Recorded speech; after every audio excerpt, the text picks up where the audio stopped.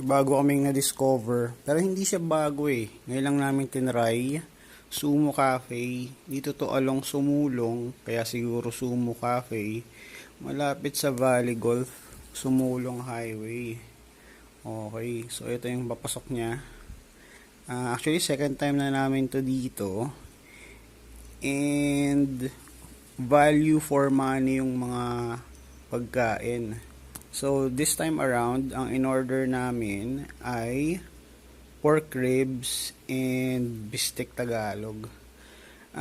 Under 300 pesos yung price sa panahon ngayon. Parang reasonable na yung mga yan. Tingnan nyo naman. Then, umorder kami ng isang salted something chuba-chuba.